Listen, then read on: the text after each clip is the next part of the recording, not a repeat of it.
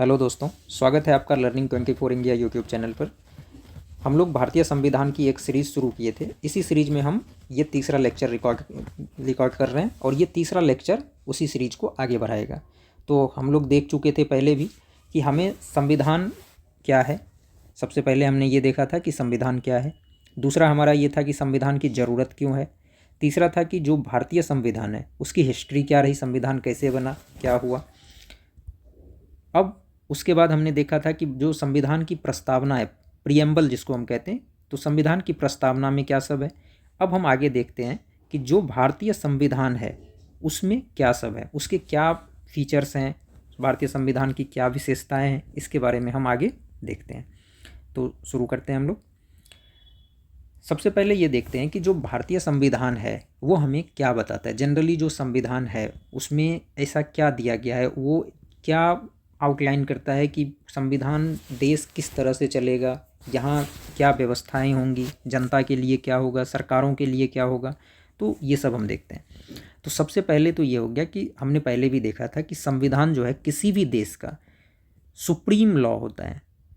मतलब देश में कोई भी लॉ या कोई भी रूल, कोई भी नियम, कोई भी कानून, कुछ भी अगर बनाना है तो उसे संविधान के अकॉर्डिंग ही होना होगा।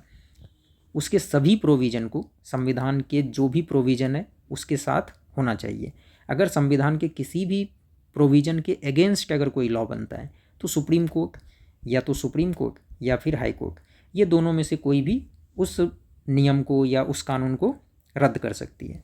उसके बाद हमारा क्या है कि संविधान और क्या बताता है। तो संविधान बताता है कि जो स्ट्रक्चर है या जो प्रोसीजर है, जो पावर है या जो ड्यूटीज है, किसके, सरकार के। तो सरकार की संरचना क्या होगी, सरकार का स्ट्रक्चर क्या होगा, सरकार में जो प्रोसेस होगा किसी भी व्यक्ति के या किसी भी संवैधानिक पोस्ट पे किसी के सिलेक्शन का, उसके अपॉइंटमेंट का, उसके रिमूवल का, उसके पावर्स क्या होंगे, उनकी ड्यूटीज क्या होगी। तो सरकार में जो भी लोग हैं, सरकार में चाहे प्रधानमंत्री हो, राष्ट्रपति हो, मंत्रिपरिषद हो, जो अलग अलग ऑफिसेस हैं जैसे लोकसभा के अध्यक्ष, राज्यसभा के सभापति, उपसभापति, या अलग अलग सरकारी अधिकारी। सरकारी अधिकारी से मतलब है जो संवैधानिक पोस्ट है। सरकारी अधिकारी से मतलब क्या है, यहाँ पे संवैधानिक जो भी पोस्ट है, संवैधानिक जो पद है। तो संवैधानिक पद पे जो लोग बैठे हैं, जैसे कंट्रोलर एंड ऑडिटर जनरल होता है जिसको हम कैग कहते हैं, या फिर यूपीएससी के चेयरमैन होते हैं, मेंबर होते हैं, इलेक्शन कमीशन के चेयरमैन होते हैं, मेंबर होते हैं। इन सभी के जो पावर्स होंगे, ड्यूटीज होंगे, इसके बारे में हमें यहाँ से पता चलता है। आगे क्या बताता है, तो जनता को यहाँ पे कुछ फंडामेंटल राइट्स, मतलब कुछ मौलिक अधिकार दिए गए हैं। संविधान में डायरेक्टिव प्रिंसिपल्स दिए गए हैं। डायरेक्टिव प्रिंसिपल्स क्या, राज्य के नीति निर्देशक तत्व। तो राज्य को नीति बनाने में, राज्य को, ये बेसिकली राज्य के लिए एक निर्देश है, राज्य के लिए एक निर्देश है कि आप जब नीति बनाएंगे तो इन निर्देशों को ध्यान में रखेंगे। जरूरी नहीं है कि इसको लागू करें, जरूरी ये भी नहीं है कि हर समय इसको ध्यान में रखे, लेकिन जहाँ तक संभव हो सके अपने संसाधन के अनुसार राज्य इस डायरेक्टिव प्रिंसिपल को कभी भी नीति निर्माण में ध्यान रखेगा। और फिर इसी में हमें जो जनता के कर्तव्य होंगे देश के प्रति, समाज के प्रति, उसके बारे में भी संविधान में दिया गया है। आगे बढ़ते हैं। आगे जैसे कि प्रस्तावना में ही था कि इंडिया को क्या डिक्लेयर किया गया था संविधान की प्रस्तावना में। सबसे पहले कि इंडिया एक सोवरेन कंट्री होगा, मतलब एक संप्रभु राष्ट्र होगा। इसके ऊपर इसके किसी भी बाहर, आंतरिक या बाहरी मामलों में किसी भी विदेशी ताकत या दूसरे कंट्री का कोई हस्तक्षेप नहीं होगा। उसके बाद हमारा था कि संविधान देश को सोशलिस्ट भी घोषित करता है। सोशलिस्ट मतलब समाजवादी।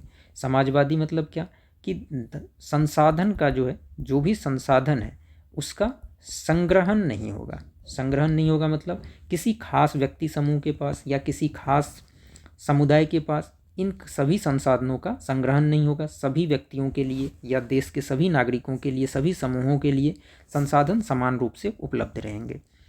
तीसरा संविधान डिक्लेयर करता है सेकुलर। सेकुलर मतलब क्या, राज्य का अपना कोई धर्म नहीं होगा, लेकिन राज्य सभी धर्मों को समान रूप से सहायता देगी। तो सेकुलर भी था। अगला है डेमोक्रेटिक। ये सभी प्रस्तावना से आ रहा है। डेमोक्रेटिक मतलब जो सरकारें होंगी, सरकार जनता द्वारा चुनी जाएगी और जनता ही सरकार को हमेशा चुनेगी। यहाँ कोई भी किसी वंश में जन्म लेके या किसी परिवार में जन्म लेके वो सत्ता में नहीं बने रहेंगे। उसके लिए उन्हें हमेशा इलेक्शन में जाना पड़ेगा और जनता जब चुनेगी तभी सरकार बनी रहेगी। अगला था रिपब्लिक। रिपब्लिक मतलब जो हेड होंगे किसके, ऑफ स्टेट, मतलब जो राज्य के प्रमुख होंगे उनका चुनाव होगा, ना कि वो वंश से या किसी परिवार विशेष से आएंगे, ऐसा नहीं होगा।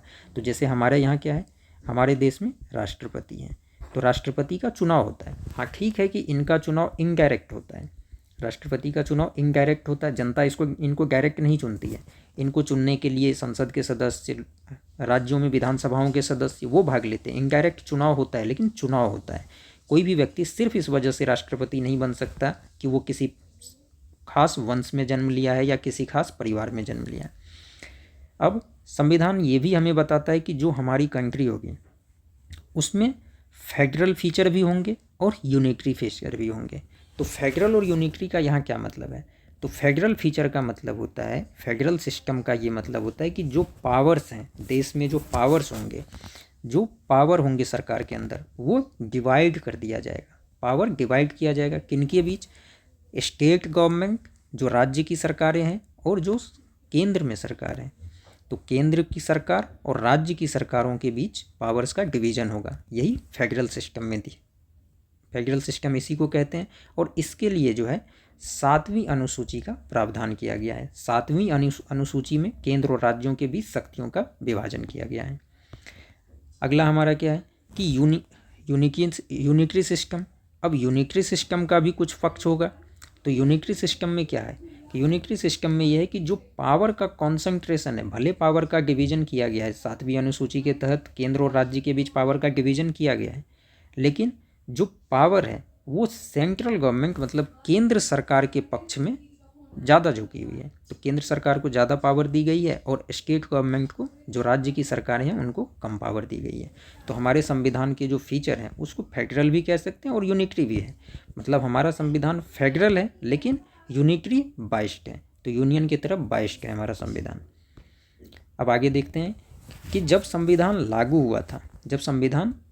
हुआ था तो उस समय जो भी फीचर थे या वही फीचर अभी भी हैं, वैसे तो जो फीचर तब थे वही फीचर सेम अभी भी है।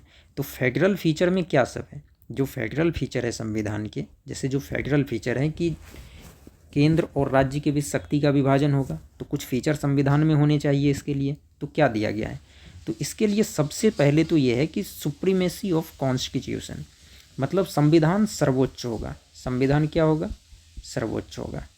संविधान सर्वोच्च होगा। संविधान के ऊपर कोई भी अथॉरिटी नहीं होगी। हाँ, संसद संविधान में संशोधन कर सकती है, लेकिन उसके भी कुछ नियम हैं और उस पर भी एक लिमिटेशन है कि संविधान किस तरह का संशोधन कर सकती है, संसद संविधान में किस तरह का संशोधन कर सकती है, किस तरह का संशोधन नहीं कर सकती है।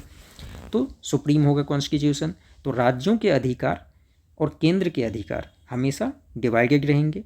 कुछ केस में राज्यों के अधिकार केंद्र के अधिकार में जाएंगे, लेकिन कॉन्स्टिट्यूशन में इसके लिए प्रॉपर व्यवस्था की गई है। अगला क्या है, डिवीजन ऑफ पावर। ये हम पहले भी देख चुके हैं कि 7th शेड्यूल जो है, 7वीं अनुसूची जो है, 7वीं अनुसूची में क्या है कि पावर का डिवीजन किया गया और इसके लिए 3 लिस्ट दिया गया है। क्या सब है, संघ सूची, राज्य सूची और समवर्ती सूची। तो ये 3 सूची 7th शेड्यूल में दी गई है और यही डिवीजन ऑफ पावर है। उसके बाद क्या है कि जो जुडिशियरी है हमारी, जो न्यायपालिका है, वो इंडिपेंडेंट है। तो जैसे सुप्रीम कोर्ट है, हाई कोर्ट है, फिर डिस्ट्रिक्ट कोर्ट्स हैं। नीचे क्या है, सबसे ऊपर तो हमारा सुप्रीम कोर्ट हो गया, फिर हाई कोर्ट हो गया, और नीचे क्या है, जिला में जिला अदालतें हैं। तो ये इंडिपेंडेंट है, इस पर सरकार से, कार्यपालिका से अलग है ये, और इस पर कार्यपालिका का नियंत्रण नहीं है। अब हम आगे देखते हैं। तो संविधान में फेडरल फीचर तो है, लेकिन हमने पहले भी पढ़ा था कि संविधान सेंटर के फेवर में, मतलब केंद्र के फेवर में झुकी हुई है। मतलब इसमें यूनिटरी फीचर भी काफ़ी सारे हैं। और यूनिटरी फीचर में क्या सब है, सबसे पहला सिंगल सिटीजनशिप। जो कोई भी इस देश में जन्म लेगा या जिन किसी को भी भारत में नागरिकता मिलेगी, उसे कौन सी नागरिकता मिलेगी, वो भारतीय नागरिक होगा। वो कौन सा नागरिक होगा? भारतीय नागरिक होगा। क्या कोई यह कह सकता है कि हम उत्तर प्रदेश के नागरिक हैं, कर्नाटक के नागरिक हैं या केरल के नागरिक हैं? नहीं। जिस किसी को भी सिटीजनशिप कहा जाएगा कि वो कहाँ का नागरिक है, उसे हमेशा ये बताना पड़ेगा कि वो भारत के नागरिक हैं। भारतीय नागरिकता उसे मिलती है, ना कि किसी राज्य की नागरिकता मिलती है। तो सिंगल सिटीजनशिप है। दूसरा, सिंगल कॉन्स्टिट्यूशन, एक ही संविधान है और यही संविधान केंद्र और राज्य दोनों के लिए लागू होता है। ऐसा नहीं है कि राज्य के पास अलग संविधान हो और केंद्र का अलग संविधान हो, दोनों के लिए एक ही संविधान है। अब तीसरा क्या है कि यूनियन, मतलब केंद्र को पावर दिया गया है कि वो स्टेट के मामलों में भी, राज्य के मामलों को में भी कानून बना सके और उसे ओवरराइड कर सके। अगर कोई राज्य कानून बना रखी है किसी सब्जेक्ट पे, तो केंद्र को कुछ विशेष परिस्थिति में पावर है कि वो उस मैटर पे कानून बना सके और जो केंद्र का कानून होगा वो राज्य के कानून से ऊपर माना जाएगा। ठीक है। फिर आगे आता है इमरजेंसी के प्रोविजंस दिए गए हैं भारतीय संविधान में। जो आपातकाल से रिलेटेड कुछ प्रावधान दिए गए हैं। और आपातकाल से रिलेटेड प्रावधान में क्या है? सबसे पहले आर्टिकल 352 के अंदर भी है, 356 है और 360 है। 352 का प्रावधान तब लागू किया जाता है जब देश में नेशनल इमरजेंसी कहते हैं इसको, जब युद्ध हो जाए या बाहरी आक्रमण हो जाए या देश में सशस्त्र विद्रोह हो जाए किसी एरिया में, उस केस में 352 का यूज करते हैं। 356 है जब राज्य में संवैधानिक तंत्र विफल हो जाता है, मतलब वहाँ चुनी हुई सरकार या तो केंद्र के डायरेक्शन को नहीं मान रही है या सरकार बन नहीं पा रही है, उस केस में 356 का यूज करते हैं। और 360 हो गया वित्तीय आपात। अब इसमें क्या है कि 352 और 356 जब लागू किया जाता है तब राज्य से संबंधित जो विधि निर्माण की शक्ति है, मतलब जो स्टेट के लेजिस्लेचर्स हैं, जो स्टेट के लेजिस्लेचर जैसे विधानसभा है, ये केंद्र वो कानून नहीं बना सकती है। और उस समय जो भी कानून राज्य के सब्जेक्ट पे भी वो सेंटर बना सकती है, मतलब लोकसभा से या राज्यसभा से वो कानून बनेंगे तभी। तो इमरजेंसी प्रोविज़न भी यूनिटरी फीचर हो गया क्योंकि राज्य एक तरह से केंद्र के कंट्रोल में आ गया। अब तीसरा अगला क्या है कि changes in names and boundaries, जो राज्यों के नाम हैं या राज्य की जो सीमाएं हैं उसको पार्लियामेंट के थ्रू कभी भी बदला जा सकता है। अगर किसी राज्य का नाम बदलना हो या किसी राज्य के सीमा को बदलना हो, किसी राज्य के कुछ हिस्से को काट के किसी दूसरे राज्य को देना हो या एक नया राज्य ही बना देना हो, तो ये सारा काम संसद के थ्रू किया जा सकता है। तो ये भी यूनिटरी फीचर हो गया क्योंकि इससे ये होता है कि राज्य का कोई अस्तित्व नहीं है। क्या राज्य का फिर कोई अस्तित्व रहा? नहीं रहा। किसी भी राज्य की बाउंड्री को बदल सकते हैं हम, नाम बदल सकते हैं, तो अस्तित्व नहीं रहा राज्य का। अगला हम देखते हैं तो जुडिशियरी जो है वो केंद्र और राज्य दोनों के लिए समान है, केंद्र के लिए प्लस राज्य के लिए। जो भी कानून है, चाहे राज्य जैसे राज्य सूची के विषय पे कानून बनाती है, राज्य किस पे कानून बनाती है? राज्य सूची के विषय पर कानून बनाती है। केंद्र जो है केंद्र सूची के विषय पर कानून बनाती है और इसी तरह समवर्ती सूची के विषय पर केंद्र और राज्य दोनों कानून बनाती है। लेकिन अगर कभी विवाद होता है तो जो हमारी न्याय व्यवस्था है, न्याय व्यवस्था तो सेम है, वही जिला अदालतें नीचे है, उसके बाद हर राज्य में या दो से अधिक राज्य में हाई कोर्ट की व्यवस्था है और सबसे ऊपर सुप्रीम कोर्ट है। सारे मामले इन्हीं कोर्ट्स में आएंगे, तो ये कोर्ट जो है वो इंटीग्रेटेड है एक दूसरे से। तो ये भी यूनिटरी फीचर हो गया। दूसरा, किसी भी राज्य में जो राज्यपाल की नियुक्ति होती है, गवर्नर की नियुक्ति होती है, वो कौन करता है? केंद्र करता है। तो केंद्र सरकार राज्यों में गवर्नर्स की नियुक्ति करते हैं, तो ये भी यूनिटरी फीचर हो गया। अब हम आगे देखते हैं, जब संविधान को लागू किया गया था, जब संविधान, ये तो हमने अभी तक देख लिया कि संविधान में जो दूसरे देशों के संविधान से क्या सब फीचर लिए गए, हमारे संविधान के अनुसार हमारा देश किस तरह का होगा, और संविधान में जो अलग अलग यूनिटरी फीचर हैं या फिर फेडरल फीचर हैं वो हमने देख लिया। अब हम आगे देखते हैं कि जब संविधान लागू किया गया था तब संविधान में क्या सब था। तो तब संविधान में एक प्रेम्बल था, मतलब एक प्रस्तावना थी, जो संविधान का एक तरह से क्या था? इंट्रोडक्शन था। ये संविधान का क्या है? इंट्रोडक्शन है। उसके बाद संविधान में 22 भाग थे जिसमें 395 आर्टिकल हैं। संविधान के इन 22 भागों में कितने आर्टिकल हैं? 395। और 8 अनुसूचियाँ थी। लेकिन अभी क्या है इतने सालों में प्रियम्बल तो वही रहा, लेकिन प्रियम्बल में क्या हुआ, एक बार चेंज किया गया है, प्रियम्बल को एक बार चेंज किया गया है। और ये 42वां संशोधन हुआ था, 42वां संशोधन हुआ था 1976 में। इस समय प्रियम्बल में 3 वर्ड जोड़े गए थे। उसके बाद जो पहले 22 भाग थे वो अब कितने हो गए हैं, 25 हो चुके हैं। और जो 395 आर्टिकल थे वो अब कितने हो चुके हैं, 450। इसी तरह पहले 8 अनुसूचियाँ थी, लेकिन अभी कितनी अनुसूचियाँ हो चुकी है, अभी जो है संविधान में 12 अनुसूचियाँ हो चुकी है। तो संविधान में प्रियम्बल था, प्रियम्बल अभी भी है, बट एक बार उसमें चेंज हो चुका है, और वो था 42वां संशोधन 1976, जिसमें 3 वर्ड जोड़े गए। इसके बाद 25 पार्ट हो चुके हैं अब, जो कि पहले 22 थे। 395 आर्टिकल शुरू में थे, वहाँ से 450 हो चुके हैं। 8 अनुसूचियाँ पहले थी, अभी जाके यहाँ पे 12 अनुसूचियाँ हो चुकी है। अब हम आगे देखते हैं कि जो संविधान में 22 भाग हैं, प्रियम्बल तो हम लोग पहले ही डिस्कस कर चुके हैं कि प्रियम्बल में क्या है, कैसे है। आगे जब 22 भाग थे और अभी जो 25 भाग हैं, इसमें से जो मेन भाग है संविधान की, वो किसके बारे में बात करता है और उसमें क्या है, हम इसके बारे में देखते हैं।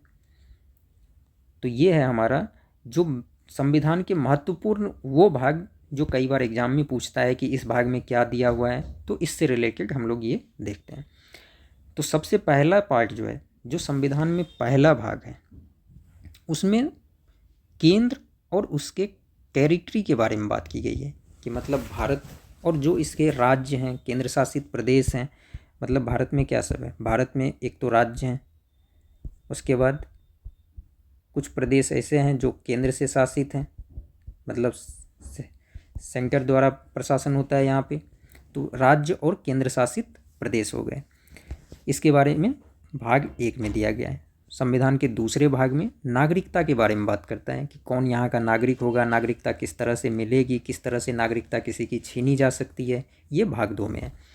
जब हम भाग 3 में बढ़ते हैं तो अब देश में नागरिक हो गए, तो नागरिकों को कुछ राइट्स भी चाहिए। तो भाग 3 में फंडामेंटल राइट्स मतलब मौलिक अधिकार की बात की गई है। भाग 3 में जो है मौलिक अधिकार की बात की गई है जो नागरिकों को प्राप्त होते हैं, और कुछ विदेशियों को भी इनमें से कुछ अधिकार प्राप्त होते हैं। फिर जब नागरिक आ गए, नागरिक को मौलिक अधिकार दे दिया गया, तो अब चौथे भाग 4 में बात किया जाता है डायरेक्टिव प्रिंसिपल का, मतलब नीति निर्देशक तत्व, जिसका राज्य और केंद्र सरकारें अपने नीति निर्माण में इन बिंदुओं का ध्यान रखें ताकि जनता का कल्याण हो सके और जनता के लिए ज़्यादा से ज़्यादा जनता को फ़ायदा पहुंचाया जा सके। तो ये भाग 4 में है राज्य के नीति निर्देशक तत्व। इसी भाग 4A में मौलिक कर्तव्य फंडामेंटल ड्यूटीज़ को जोड़ा गया, और ये कब जोड़ा गया, 42वां संशोधन। जब 42वां संशोधन हुआ 1976 में, उस समय संविधान के भाग 4A में मौलिक कर्तव्यों को जोड़ा गया। अब जाते हैं अगला भाग 5 में केंद्र के बारे में बात की गई है। मतलब केंद्र प्लस जितने भी ऑफिस हैं केंद्र से रिलेटेड, चाहे राष्ट्रपति का हो, उपराष्ट्रपति का हो, लोकसभा अध्यक्ष उपाध्यक्ष का हो, राज्यसभा अध्यक्ष उपाध्यक्ष का हो, या फिर CAG का ऑफिस हो, या बाकी जितने भी हैं केंद्र से रिलेटेड जो कुछ भी है वो भाग 5 में दिया गया है। भाग 6 में राज्यों के बारे में दिया गया है, और राज्य से रिलेटेड जो कुछ भी कार्यपालिका, राज्यों की कार्यपालिका, राज्यों की विधानसभाएं, विधान परिषद, इसके बारे में भाग 6 में दिया गया है। भाग 8 में यूनियन टेरिटरीज के बारे में बात की गई, जो केंद्र से शासित प्रदेश हैं उसके बारे में भाग 8 में बात की गई है। इसी तरह भाग 9 में पंचायत के बारे में बात की गई है। भाग 9 में किसके बारे में बात की गई है, पंचायत के बारे में, जो हमारी पंचायती राज व्यवस्थाएं हैं उसके बारे में भाग 9 में बात की गई है। ये जरूर ध्यान रखिएगा, 9A में जो म्यूनिसिपल कॉरपोरेशन है, म्यूनिसिपैलिटीज़ हैं जितने भी, उसके बारे में भाग 9A में बात की गई है। तो भाग 9 क्या हो जाएगा हमारा, पंचायत, और भाग 9A हो गया म्यूनिसिपैलिटीज़, म्यूनिसिपल कॉरपोरेशन बाकी। और इसी में बाद में संविधान संशोधन के द्वारा 9B ऐड किया गया, और 9B में किसके बारे में दिया गया, कोऑपरेटिव सोसाइटी। जो कोऑपरेटिव सोसाइटी जितने भी बनते हैं उसके बारे में भाग 9B में ऐड किया गया बाद में। इसी तरह भाग 10 में जो है शेड्यूल्ड एंड ट्राइबल एरिया के बारे में बात किया गया। भाग 11 में जो है केंद्र और राज्य के बीच जो संबंध है जो केंद्र और राज्य के बीच संबंध है उसे भाग 11 में दिया गया है। ये सब बस एक बार इसको देख लीजिएगा, आगे किसी भी एग्जाम में काम आएगा। भाग 12 में जो फाइनेंस है, प्रॉपर्टी है, कॉन्ट्रैक्ट्स हैं और सूट्स हैं, इसके बारे में बात की गई। जो भी वित्तीय बातें हैं वो भाग 12 में की गई है। भाग 13 में जो व्यापार व्यवसाय हैं जो देश के अंदर, लेकिन ये व्यापार व्यवसाय कहाँ पे, with in the territory of India, मतलब जो विदेशी व्यापार है ये इसमें कवर नहीं है। जितने जो भी व्यापार देश के अंदर हो रहे हैं उसके बारे में भाग 13 में बात की गई है कि जो भी व्यापार और व्यवसाय देश के अंदर हो रहे हैं उसको भाग 13 में हम कवर किए हैं। अब भाग 14 में क्या है कि जो सर्विस है, जो भी सर्विसेज हैं, चाहे यूनियन की हो चाहे स्टेट की हो, ये सभी के सभी भाग 14 में आते हैं। जैसे यूपीएससी से कोई भी सर्विस है, स्टेट पब्लिक सर्विस कमीशन से कोई भी सर्विस है, चाहे यूपीएससी से हो चाहे स्टेट पब्लिक सर्विस कमीशन से हो या कहीं भी अदर सर्विसेज हो, इसके बारे में कहाँ बात की गई है, भाग 14 में। और ये भी ध्यान रखिएगा, बाद में संविधान संशोधन करके भाग 14A में भी ट्रिब्यूनल्स के बारे में बात की गई है। जैसे नेशनल ग्रीन ट्रिब्यूनल है हमारे पास, फिल्म से रिलेटेड ट्रिब्यूनल है, टैक्स से रिलेटेड ट्रिब्यूनल है, तो ये सारे के सारे ट्रिब्यूनल्स कहाँ पे ऐड किए गए हैं, भाग 14A में। ये बहुत इंपॉर्टेंट है। भाग 15 में जो है इलेक्शन के बारे में बात की गई है कि देश में इलेक्शन कैसे होगा, इलेक्शन कंडक्ट कराने के लिए क्या व्यवस्थाएं होंगी, और इसी के अंदर इलेक्शन कमीशन आता है। इलेक्शन कमीशन ऑफ इंडिया जो है वो हमारा भाग 15 में ही आता है कि देश में इलेक्शन कराना है, इलेक्शन कराने के लिए मशीनरी चाहिए, तो मशीनरी को कंट्रोल कौन करेगा, रेगुलेट कौन करेगा, तो उसके लिए इलेक्शन कमीशन ऑफ इंडिया बनी, तो ये भाग 15 में है। भाग 17 में जो है जो भाषाएं हैं जिसको भारत सरकार रिकॉग्नाइज करती है, जिसको भारत में सरकार रिकॉग्नाइज करती है, वो भाषाएं भाग 17 में दी गई है। और वर्तमान में 22 भाषाएं हैं, 22 भाषाएं ऐसी हैं जिसको सरकार मान्यता देती है या रिकॉग्नाइज करती है। ये 22 भाषाएं हैं जो भाग 17 में दी गई है। अब आते हैं हम आगे, भाग 18 में जो है इमरजेंसी प्रोविजंस की बात की गई है। जो देश में इमरजेंसी लगती है, चाहे वो किसी भी तरह की इमरजेंसी हो, 3 इमरजेंसी हमारे यहाँ है, और तीनों इमरजेंसी के बारे में भाग 18 में बात की गई है। अब भाग 20 में जो है इसमें संविधान संशोधन के बारे में बात की गई कि जो संविधान है इसमें हम किस तरह से संशोधन कर सकते हैं और क्या उसका प्रोसीजर होगा, क्या रिक्वायरमेंट होगी, किस कंडीशन में संशोधन हो सकता है, किस कंडीशन में नहीं हो सकता है, इस सब के बारे में भाग 20 में बात की गई है। तो जो इतने भागों में से जो 25 भाग संविधान हैं, इसमें से जो महत्वपूर्ण भाग हैं वो देख लीजिए एक बार फिर से। सबसे पहले तो भाग 20 काफ़ी महत्वपूर्ण है, भाग 17 ये भी महत्वपूर्ण है, इमरजेंसी प्रोविज़न वाला, भाग 18 इमरजेंसी प्रोविज़न वाला मतलब आपातकाल, भाग 17 भाषा वाला, भाग 15 इलेक्शन का। इसके अलावा जब हम देखते हैं तो एक सबसे ज़रूरी चीज़ ये है कि भाग 14A में जो ट्रिब्यूनल्स के बारे में बात की गई ये भी ज़रूरी इंपॉर्टेंट है। फिर भाग 9B में कोऑपरेटिव सोसाइटी, 9A में म्यूनिसिपल कॉरपोरेशंस म्यूनिसिपैलिटीज़, और भाग 9 में जो पंचायत के बारे में बात की गई है ये इंपॉर्टेंट है। इसके बाद जो ऊपर इंपॉर्टेंट है ये 1 से 5 तक जो भी हैं ये सब के सब इंपॉर्टेंट है। चाहे 1 नंबर में भाग 1 में यूनियन और उसके टेरिटरी, भाग 2 में नागरिकता, भाग 3 में मौलिक अधिकार, भाग 4 में राज्य के नीति निर्देशक तत्व directive principle of state policy, और भाग 4A में जो फंडामेंटल ड्यूटीज दी गई है जो नागरिकों के कर्तव्य हैं, ये 5 भी इम्पॉर्टेंट है। तो जो इम्पॉर्टेंट है 1 नंबर 2 3 4 5, इसके बाद 9 नंबर इम्पॉर्टेंट है। इसके बाद जब हम देखते हैं तो 16 17 18 और 19, और साथ के साथ ये भाग 14A जो ट्रिब्यूनल्स के लिए दिया गया है ये भी ज़रूरी है। तो आप लोग इसको एक बार देख लीजिएगा सही से, आपको एग्ज़ाम में काम आएगा। आगे हम लोग फिर अगले वीडियो में डिस्कस करेंगे। अभी के लिए इतना ही, धन्यवाद।